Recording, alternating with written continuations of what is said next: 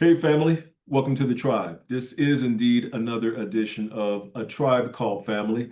I'm your host, Octavius Davis. Thank you so much for joining us on today's podcast.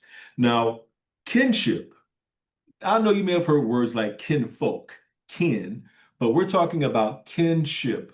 And if you're familiar with terms like kinfolk, then you pretty much know what kinship is. This is family. So kinship is another way of saying family, but within the child welfare world, kinship is often referred to a family member who has agreed to take on a child who's already within their family. And sometimes that family who agrees to bring that child in also moves forward with adopting. Hey family, welcome to the tribe called family. Well, today on A Tribe Called Family, we are joined by April Mallard. April is a mom who falls into that kinship arena and ultimately adopted. So, April, welcome to A Tribe Called Family. How are you today? Yes, sir. I'm doing great. How are you? Doing excellent. Thank you so much. Appreciate you joining us today on the show. Yes, Before sir. we dive deep into your journey with becoming an adoptive mom, tell us a little bit about April. Who is April? Yes, sir. Well, I have three other children, other than Legend now. I have my oldest is 21. My youngest is 14, and my son, he is 19. So I've been a mom for a very long time. I'm 43 years old, cosmetologist, CNA, and that's pretty much it. Yeah. Yeah. And those kids of yours, they're on the spectrum in terms of old to middle to teenager Yeah. to little one. So I'm sure there's never a dull moment in No, your home. never a dull moment. Never. And I have stepchildren too, also. So my So how oldest many is step, that total? yes, so we're like the Brady Bunch. So my oldest is 28, and then 27, and then 24. Wow. And then Ariel, yeah, 21, and then 19, and then 14, and then Legend is 2. So is that, am I counting six or is that seven? I think it's like 6 or 6. Yeah, 6. I Six think or it's seven? He's like, take your I was pick. like, I quit counting. Well, that is amazing that Yeah. you have such a large, beautiful family. Yes. So let's talk about this amazing family of yours. Of course, at the Yes, sir. beginning of the show, I spoke about the term kinship, and you and your family actually adopted Legend about a year Yes, sir. ago at an all kinship adoption event. But as I shared with our listeners, usually kinship, we hear about that in the world of fostering. So, did Legend come into your care initially as a foster parent? Well, we had to foster him first, and then the adoption come after. So we got him when he was 2 days old. Wow. Yeah, 2 days old. Yes, because his mother, when she gave birth to him, that's whenever the DCF stepped in after she had brought him home from the hospital, and then we were the next kin relative, and they gave us a call, and of course we was like, yes, we'd take Mm, him. And so then we started the fostering, and then we fostered for a year, and then we was able to adopt him. wow. So, So, did you and Stephen know from the very beginning when you got that phone call that it was going to ultimately lead to adoption? oh yes, I Mm, knew right then and there. um I'm sorry, I get emotional. it's okay. Take your time. um, I knew the first time when I held Legend in my arms. And this is even from whenever I held him in the hospital, actually. um I fell in love with a baby. And I mean, he's had my heart ever since the time I held him for the first time. Um and he still does. And I knew that he was going to be my son. Yeah. um it's the best thing we've ever done. And I know that God has sent him to mine and Stephen's life, for sure, no doubt. He is honestly heaven sent to us, to our family. Wow. And So, I can tell that he's brought a lot of joy to you and your family's oh life yes, just for in how you sure. speak He about is him. He is amazing. He is amazing little boy. He is amazing. He is he's so funny. He's got he's got his own little personality. He does. Wow. Well, if I'm hearing correctly, so you got the call, Legend's biological mom went into labor, gave birth. At that point, DCF stepped in. Prior to you and Stephen receiving that phone call, had you fostered at all before that point? No. Oh no. Wow. Never. Was Mm-mm. it something that you'd even considered? No. No. She said, no. Did you not No. count all of the I was children that like, we my already baby. have? No, my baby was 14. I was like, I am done. Like, this is I'm about my baby's 14. I said, I'm okay. This is, Yeah. my It's baby's, like I'm he about was to on the be home done, stretch, like, almost there. yeah. And then 43 years old, 2-year-old. But Yeah. hey, I would not change it for anything. I would not Mm. change it for anything ever, because that's my baby boy. I love him. And So so here it does is. You're Steven. on Steven, he is a daddy's boy. He is a daddy's boy. Let me tell you. give us an example. Give us an example of how he and Dad Oh my make things happen. gosh. He totally. So so Steven works nights, right? So whenever I'm there and then Steven goes to work, he is all about me, right? He's all about Yeah. me. He sits on the arm of my chair, sits right there with me, sits where. But as soon as Steven's home, I'm not even there. I am not even there. Not even there. Does not even look at me. Wow. Like I'm not. I'm not there at all. Wow. He totally goes to Steven, sits on the arm of his chair, and he literally just rolls his eyes at me like I'm just. And he's done with you for the rest of the day at that point. Yeah, he's like, I don't need you. I'm like, well, okay, whatever. Wow. Well, that's amazing. That Yeah, is absolutely amazing. but I And love it though because Steven's a very good daddy to him. yeah, Very good daddy. So I love it. and I'm sure Legend is loving it every moment of it as Oh well. yeah, he's a So spoiled little boy. and so you and Stephen hadn't considered fostering before Legend came into your Oh life. no, no. Uh, why was Legend different? Why did you make the decision to foster when you got the call for Legend? Um. Well, of course, because that was Steven's son's baby. You know, it was my stepson's baby, and I knew that was the right thing to do because that was our family's. That was Steven's grandson. You Mm, know what I mean? And it was my yeah. stepson's son, so I guess that would make me like what, a step grandma? Is that how that is? I guess, yeah, you can throw that Is out that there. a Why step not? grandma? A step grandma? And then I graduated to mama. Yep. Yep. So that's yeah, because that was the right thing to do. It was the right thing Yeah. to do. And then I fell in love with him. That's my baby boy. Yeah. That's my And baby so, boy. so from the time Legend came into your home, 2 days old, Two uh, days old. and so the adoption itself took place A about a year year. ago. About a Was year. it was it a long process for the Oh adoption to yeah. take place? Yes, a straight year. You have DCF coming and you meet so many different caseworkers. Like it's so many different people. It's a lot. It is Yeah. a lot. Yeah. It's so many papers signing. It's so much, but it's worth every bit of it. It is worth every bit of it. And everybody's so sweet and nice. And it is a wonderful process. You know what I mean? It's Sure. it's wonderful how these people honestly they really do care about these kids of Absolutely. caring so much about. It's good that they go through all these things of making sure these babies go to good homes. You know what I Yeah. mean? Absolutely. Because it needs to be like that, you know?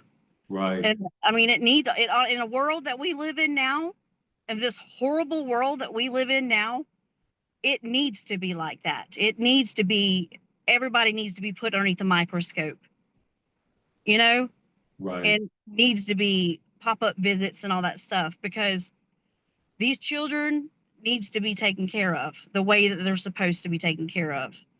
because it's sad. It's sad because some of these kids living the way that they're living nowadays, it's sad. And And what you're speaking to, April, is really the power of stable and safe homes, yeah. stable, safe, and loving homes Hmm. that each of these children deserve to have at their disposal.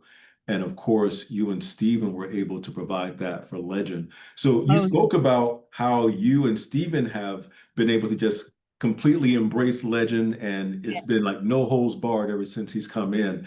How have his siblings adjusted to the change with having a Oh toddler in man, the house? they love it. My daughter, my stepdaughter, all of our kids, Caitlin, Ariel, um, Adam, all of them, all of my that's my stepdaughter, my daughter. My daughter babysits him while I go to work.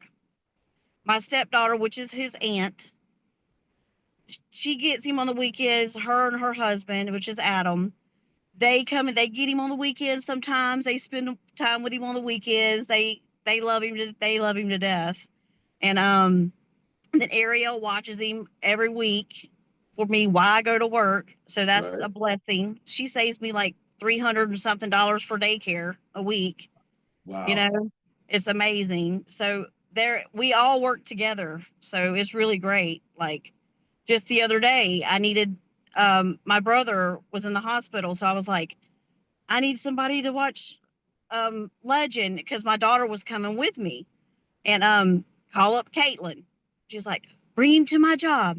So I brought him to Caitlin's job. So she had him up there in the stroller eating a Yeah. snack, you know? So Wow. it's like, it's amazing to have such support like that. And Caitlin and Ariel, I mean, I'm crying again. They have supported me ever since the beginning.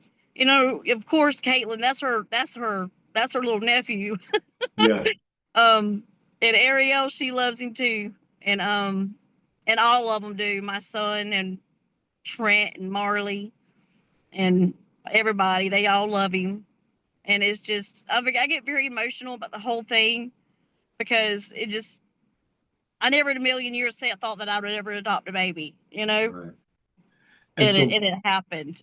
And so with that, let's get back to the adoption day itself, because you mentioned that it was a process for the God, adoption to actually come yes, about because of paperwork and, visits and yes. things of that nature. So the all kinship adoption day event, the Oh, big day was finally there. yes. Walk us through that day for you and your family. What was that experience like? Gosh, it was honestly like literally, do you know, like, honestly, it was the happiest days of my life is when I gave birth to my children, right? It was right up there with that, Wow. basically. Like, honestly, it was kind of like, it was kind of like a birth of a child, but it was in a courtroom, but I didn't give Yeah. birth, but it's kind of like the same thing. I got a baby boy. You know what I mean? It's Yeah. just, it was so amazing. It was beautiful because I got another son and it was amazing. And all my family was there, my daddy, my mama, and my brother, my sisters, they were all there. And my brother-in-laws, my sister-in-law, they were all there. And I got a huge family, and even my sisters, they helped me. My brother, they all helped me. I have a huge family, and they're always there for me, and they help me if I need help babysitting or anything. So it was a wonderful day. And Judge Bass, he was amazing. We all got pictures with him, and we all took pictures outside the in front of the sign.